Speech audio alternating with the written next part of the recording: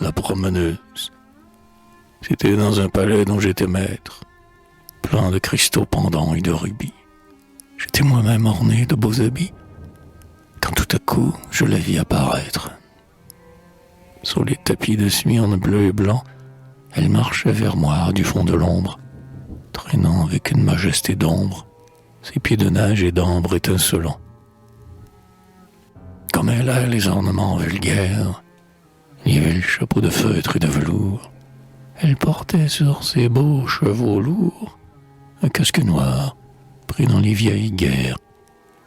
Sur ses beaux seins tumultueux et forts était jetée une écharpe de gaze, et de son cou balancé par l'extase pendait un grand collier fait d'eau de mort.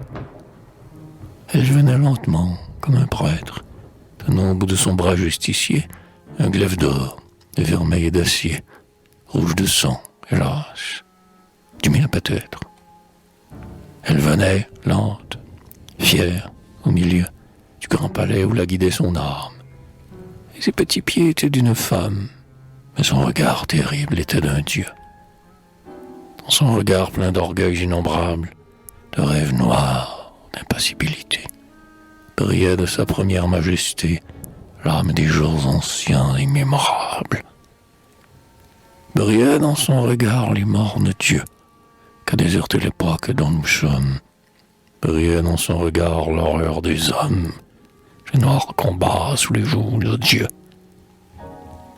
Le désespoir hideux, le remords blême, puis, comme un astre au-dessus d'un linceul, par-dessus tout, visible pour moi seul, l'amour, l'immense amour suprême. Comme un viola canté par des géants, environnés de forêts de fêtes, où règne encore, en dépit des tempêtes, l'impérissable azur des cieux béants.